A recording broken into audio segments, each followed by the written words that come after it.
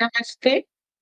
आज हम बात करेंगे यूरोपियन सेना बनाने जा रही हैं उर्सुला वॉन डर लेyen, साथ देने जा रहे हैं इमैनुअल मैक्रॉन और काफ़ी लोग बड़े एक्साइटेड, बड़े खुश हैं। तो आज ये बात करते हैं कि अभी उनके पास क्या स्थिति है। आज हम केवल उनकी एयर फ़ोर्स के बारे में बात करेंगे क्योंकि किसी भी युद्ध में एयर फ़ोर्स बड़ी निर्णायक भूमिका में होती है।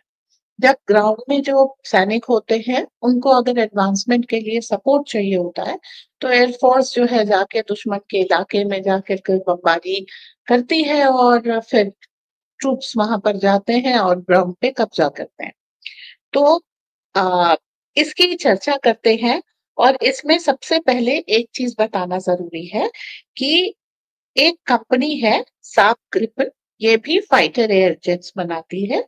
तो इसका नाम कम लोगों ने सुना है, इसलिए एक थोड़ा-सा उसके बारे में बात करके आगे चलते हैं। डसॉल्ट रफाली से इसका कंपैरिज़न कर रही हूँ ताकि लोगों को आइडिया लग जाए। ग्रिपेन के जो फाइटर प्लेन्स होते हैं, उसमें सिंगल इंजन है, रफाल में डबल इंजन है। कैपेबिलिटी उसकी एजाइल और कॉस्ट इफेक्टिव है। जबकि छोटे डिस्टेंस के लिए ये ज़्यादा अच्छे हैं, छोटी एयर फ़ोर्स के लिए ज़्यादा अच्छे हैं और बड़ी एयर फ़ोर्स के लिए powerful, capable, multi role missions में रफ़ाल अच्छे हैं और लॉन्ग फ्लाइट डिस्टेंस होता है इनका और थोड़े से कॉस्टली हैं बट इनकी इफेक्टिवनेस है। तो ग्रिपेन में एजिलिटी और कॉस्ट इफेक्टिवनेस मिल रही है, स्मॉल एयर फ़ोर्स के लिए है और शॉर्ट टेक ऑफ चाहिए होता है इनको परफॉर्मेंस और retractable tricycle landing gear होता है और इसके बाद जो है most advance single engine fighter jets हैं और इनके सुपीरियर नेटवर्किंग और इलेक्ट्रॉनिक वॉरफेयर कैपेबिलिटीज है। इनके कंपैरिजन में रफाल के वो कर रहे हैं कि भाई ज्यादा मजबूत है, डबल इंजन है, थोड़ा सा कॉस्टली है, लॉन्ग डिस्टेंस जाता है, ब्रॉडर रेंज ऑफ कैपेबिलिटीज देता है, लार्जर पेलोड कैपेसिटी मतलब ज्यादा किलो कैरी कर सकता है और हैज स्पेक्ट्रा वॉरस्यूट। इसमें रेडार भी है और 14 हार्ड पॉइंट्स भी है। ठीक है, तो ये कैपेबिलिटीज होने के साथ साथ अब हम इस पे आते हैं कि क्या इनकी एयर पावर है। तो सबसे पहले हम एल्बानिया एक देश है उसको लेते हैं, ये नेटो का पार्ट है। इनके पास कोई एयरक्राफ्ट नहीं है, कोई जेट नहीं है और ये नेटो के भरोसे हैं। एस्टोनिया अगेन कोई एयर फोर्स नहीं है, नेटो के भरोसे है। Latvia, Lithuania, Iceland, Montenegro, Luxembourg, North Macedonia और स्लोवेनिया, ये जो देश हैं, इनके पास कोई भी जेट नहीं है, कोई भी एयर फोर्स नहीं। अब उनके पास आते हैं जिनके पास बहुत छोटी है। तो चेक रिपब्लिक है, उसके पास 14 ग्रिपेन है और बाकी वो सोचते हैं कि स्वीडन से बोरो कर लेंगे। हंगरी, इसके पास भी 14 ग्रिपेन है।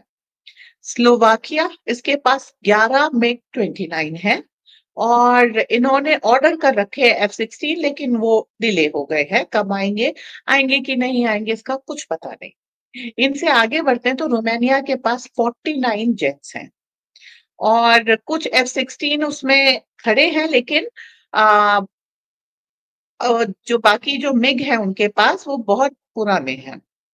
क्रोएशिया एक देश है जिसके पास 12 रफाल है, लेकिन उनके पास उतने ट्रेंड पायलट नहीं है। तो अब 12 रफाल क्रोएशिया के लिए क्या करेंगे, ये देखने वाली बात है। पोर्चुगल, इसके पास 25 F-16 है। तो एक किसी लड़ाई में कंट्रीब्यूशन करने के लिए इनके पास कैपेबिलिटी नहीं है इन देशों के पास। ये सिर्फ आत्मरक्षा कर सकते हैं, वो भी लिमिटेड टाइम तक। अब इस लिमिटेड टाइम के बारे में हम अंत में बात करेंगे। अब जिनके पास पुराने विमान हैं, जैसे बुल्गारिया है, इसके पास 14 मिग 29 है। ग्रीस, इसके पास 153 है, 153 है, लेकिन F-4 फैंटम्स है। पोलैंड, उसके पास 94 जेट्स हैं, जिसमें सु 22 ठीक है अभी तक चल रहे हैं। इनको सोवियत रिलिक्स कहते हैं कि मतलब म्यूजियम पीसेस नेक्स्ट टू वो। नेदरलैंड्स के पास 52 प्लेन है और F-35 आ रहे हैं, लेकिन आएंगे नहीं आएंगे, कब आएंगे ये पता नहीं है।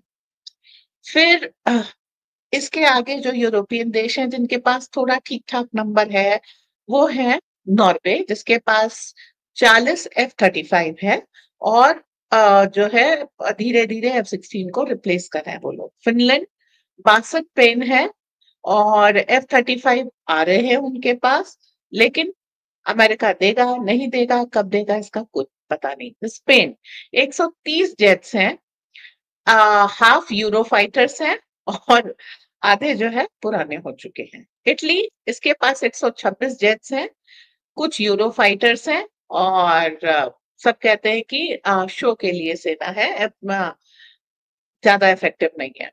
डेनमार्क के पास 43 हैं, F-16 रिटायर हो रहे हैं, F-35 आएंगे। यूके 137 जेट्स हैं और F-35 है इसमें कुछ, लेकिन काफी नहीं है। फ्रांस के पास 173 राफाल है एंड ये फायर पावर आप मान सकते हैं। जर्मनी के पास 141 जेट्स हैं, टॉर्नेडो है और कोल्ड वॉर के दौरान के बने हुए हैं, अभी तक उड़ रहे हैं, सीरियस ले भी सकते हैं और नहीं। ओके, जिसके पास बड़ी फ्लीट है वो है तुर्की, जिसके पास 260 F-16 है, लार्जेस्ट फ्लीट है, लेकिन F-16 सबको मालूम है करीब करीब ऑब्सोलीट हो सकते हैं। तो टोटल इनके पास पूरे यूरोप के पास 1900 जेट्स हैं विदाउट यूएस, लेकिन इस 1900 में भी काफी देशों के पास कुछ भी नहीं है, काफी ऑब्सोलीट है और कुछ जो है वायबल वर्केबल चीजें नहीं है। आपको मालूम है जब आप युद्ध में जाते हैं तो कंजम्पशन, तो भाई देखिए आप अपना वॉर प्लेन लेके एनिमल एनिमी की टेरिटरी में जाएंगे, दुर्घटना हो सकती है, आम, आपके प्लेन्स आपके जेट्स नष्ट किए जा सकते हैं, जिसके कारण जो है आपको सेटबैक। अब जिससे लड़ने जा रहे हैं उसकी बात कर लें, Russia 3500 fighter jets, mix of latest and Soviet era, still flying. क्यों? क्योंकि उनके पास अपने बहुत अच्छा अपग्रेडेशन वगैरह का सिस्टम है। इससे ज्यादा है यूएसए के पास 5100 जेट्स और वी आर द रीजन दे से नेटो स्टिल एग्जिस्ट्स। तो आ, यहाँ पर इन्होंने बताया हुआ है कि भारत के पास 1900 जेट्स अकेले हैं और हम कोशिश कर रहे हैं कि हम 2500 से 3000 जेट्स के ऊपर पहुंच जाए, संख्या पर पहुंच जाए। तो अब इन चीजों को देखते हुए हमको ये पता लगता है कि यूरोप की एयर फोर्स जो ये बनाने की कोशिश कर रहे हैं, जो भी फाइटिंग फोर्स, उसमें बहुत सारे देशों के पास आत्मरक्षा के लिए भी नहीं है। तो वो यूरोप की रक्षा के लिए कंट्रीब्यूट कैसे करेंगे? उनमें से भी आधे देशों के पास वो साजो सामान है जो आप ये कह लीजिए शोकेस के लिए है, क्योंकि उनको उड़ाना और उनसे लड़ना एक अलग बात होती है। तो नेटो के भरोसे यूरोप ने अपना कोई भी एक सॉलिड स्ट्रक्चर नहीं बनाया, डिफेंस स्ट्रक्चर नहीं बनाया। नेटो में 70% चाहे पैसे का हो या फिर इंस्ट्रूमेंट्स का हो, कंट्रीब्यूशन अमेरिका का था। अब अमेरिका नेटो से निकलना चाह रहा। जो भी इनके आज तक के टैंक्स के बारे में मैं बार बार कहती रही हूँ, चाहे लेपर्ड टैंक्स हो चाहे इब्राहिम टैंक्स हो, जिनकी ये बहुत तारीफ करते थे, वो ग्राउंड पे यूक्रेन की कोई मदद नहीं कर पाए और उसको रशिया ने नष्ट करके म्यूजियम पीस बना रखा है। तो अब आप जो है इनकी लोग ज्वाइन करना नहीं चाहते आर्मी। लंदन में एक सर्वे हुआ है जिसमें लोग ज्वाइन नहीं करना चाहते, लंदन को डिफेंस नहीं करना चाहते। वहां के आर्मी चीफ खुद ही कह चुके हैं कि जितने भी हमारे पास इमिग्रेंट्स हैं, उनको संभालने के लिए हमारी सेना कम पड़ जाएगी। ऑफ लेटली लेसेस्टर में राइट्स हुए थे, हमने वहां पे पुलिस की पावर देख ली थी, वो खुद पिट रही थी, भाग रही थी। लंदन में जितने नो गो जोन्स हैं वहां पर पुलिस नहीं जाती, और अगर वहां पर कोई सिविलियन अपनी बेटी को बचाने के लिए जाना चाहता है तो उल्टे उसको गिरफ्तार करके प्रीचिंग कर देती हैं। तो इस तरीके से अभी कनाडा अपनी रक्षा के लिए लंदन से मदद मांगने गया है। कुल जमा 25 टैंक हैं। आर्मी वालों की संख्या कम है। नए बच्चे ज्वाइन करना नहीं चाहते हैं, और ये स्थिति खाली लंदन की नहीं, मोरोवर काफी हद तक पूरे यूरोप की है। माइग्रेंट्स इतना अत्याचार कर रहे हैं, जर्मनी में लोगों ने बाइकर्स गैंग बना करके रखे हैं, जो जाते हैं सड़क पे घूमते हैं, और अगर कहीं भी अपनी किसी बहन बेटी को कष्ट में देखते हैं तो फिर उसकी रक्षा करते हैं।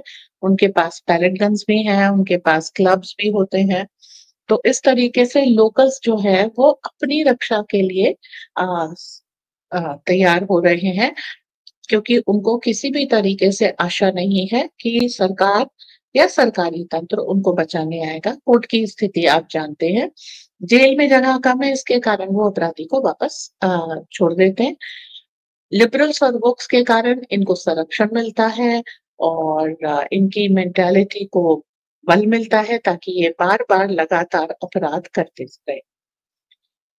तो जो यूरोप के नेताओं की मेंटालिटी है, क्योंकि वो प्रोटेक्शन में रहते हैं, उनके पास सारे इक्विपमेंट्स हैं, और उनके जो है बिग फैट सैलरीज है, तो उनको तो कोई डर नहीं है, और उनको किसी तरीके का इन्फ्लेशन वगैरह से कोई फर्क नहीं पड़ता, क्योंकि नेता है इसलिए सारा सरकारी तंत्र के ऊपर वो लोग जी रहे हैं। कॉमन यूरोपियन की एक आस्था भंग होती जा रही है, इन्फ्लेशन से परेशान है। ऐसे में अगर वो आत्मरक्षा के लिए भी अपना बजट बढ़ाते हैं, जैसा कि यूएस उनको फोर्स कर रहा है कि आप अपने जीडीपी का 7% निकाल करके इस चीज के लिए दीजिए, अपने नेटो के लिए दीजिए, वो इनके लिए बहुत मुश्किल होगा, और 5% तक भी आते आते इनकी अर्थव्यवस्था चरमरा जाएगी। ये इस चीज को आगे नहीं चला सकते। तो एक प्रिडिक्शन तो ये है कि ये लोग जो है किसी भी तरीके से वो अपनी यूरोपियन डिफेंस या यूरोपियन कोई फोर्स बना सकेंगे, आर्म्ड फोर्स, एयरफोर्स बना सकेंगे, क्योंकि अगर आज से ये वेपनाइज रीआर्मिंग के लिए अगर प्रोडक्शन शुरू भी करते हैं, तो इसको फिर फैक्ट्री लगा करके या कैपेसिटी बढ़ा करके फिनिश करते करते काफी समय लग जाएगा। अगेन प्रोडक्शन शुरू करने के लिए, बढ़ाने के लिए आपको पैसे चाहिए, इकोनॉमी आपकी चरमरा रही है, इंडस्ट्रीज बंद हो रही है, इन्फ्लेशन बढ़ रहा है, लोगों को ना काम करने में ना किसी चीज में कोई इंटरेस्ट नहीं है। तो इस तरह की कोई भी फोर्स ना बनेगी, ना चलेगी। अगेन पूरा नेटो ये युद्ध रशिया से हार चुका है। अब सरेंडर के डॉक्यूमेंट्स इनसे किस तरह से साइन कराए जा सकते हैं, यही देखने वाली बात है। ब्लैक सी ग्रेन इनिशिएटिव बीजी बीएसजीआई बीएसजीआई इन्होंने फर्स्ट स्टेप के तौर पे लागू करना शुरू कर दिया है। यूक्रेन को जो इस रास्ते से वेपन्स जा रहे थे, फर्स्ट खेप उसकी रुकेगी। अमेरिका ने इंटेल आदि देना बंद कर दिया है, जिसके कारण लगभग यूक्रेन स्टैंड स्टिल की कंडीशन में आ गया है, क्योंकि सैटेलाइट इंफॉर्मेशन और रियल टाइम जो भी सर्विलांस होता है, इसके बिना यूक्रेन किस तरह एडवांस करेगा ये उनको पता नहीं। जितने भी आर्मी के लोग थे वो ज्यादा संख्या में बचे नहीं हैं। कम्युनिकेट कमांड ये सब करना, जो नए नए लड़के पकड़ के ला करके जबरदस्ती भर दिए गए, उनके बस की बात नहीं है। So the entire thing is taking a setback, and let's see what it takes for Trump to bring them on their knees and make them sign the document which is required so that world can see the peace for some time at least. मुझे सुनने के लिए धन्यवाद। जय हिंद, वंदे मातरम।